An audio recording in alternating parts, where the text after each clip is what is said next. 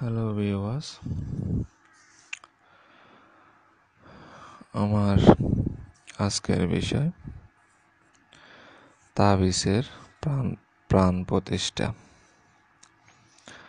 প্রাণ প্রতিষ্ঠা অর্থাৎ আমরা যখন কোনো তাবিজ লিখি, বশীকরণ তাবিজ, বিচ্ছেদের তাবিজ, স্বামী স্ত্রী মিল মহাব্বতের তাবিজ, দূরের মানুষকে কাছে আনার তাবিজ, এই তাবিজ কবজগুলো যখন আমরা লিখি, বেশ কিছু ভিডিওতে আমরা বলেছি যে তাবিজের প্রাণ প্রতিষ্ঠা করতে হয়, কিন্তু প্রাণ প্রতিষ্ঠা কিভাবে করতে হয় এটা আমরা আমাদের ইউটিউব চ্যানেলে দিয়ে রাখিনি।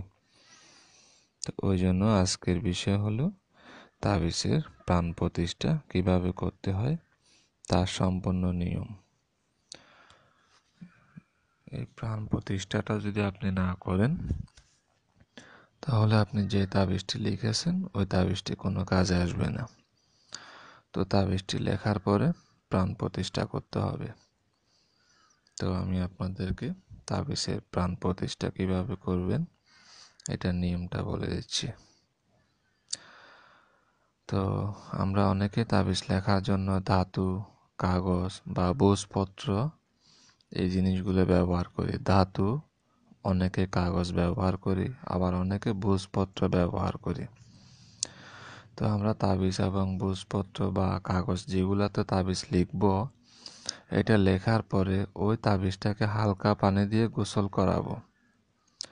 গোসল অর্থাৎ যে তাবিজটা লিখলাম ওই তাবিজটা আমি আমার সামনে রেখে গঙ্গা জল, শুদ্ধ গঙ্গা জল ওই তাবিজের উপর ছিটিয়ে দিব।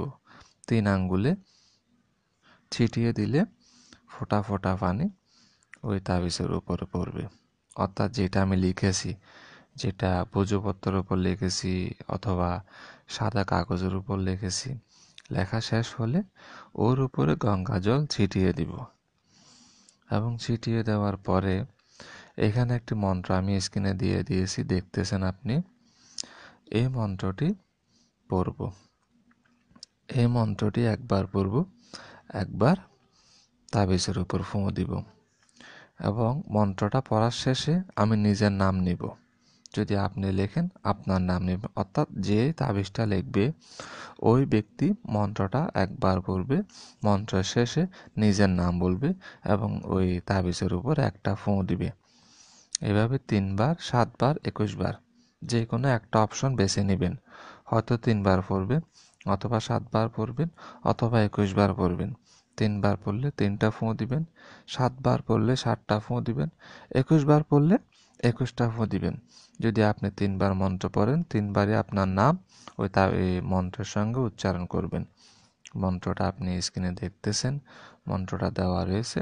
মন্ত্র লাস্টে লেখা আছে সাধক নিজের নাম বলবে, অর্থাৎ আপনি যে মুহূর্তে কাজটি আপনি করবেন ওই মুহূর্তে আপনি সাধক হয়ে গেলেন।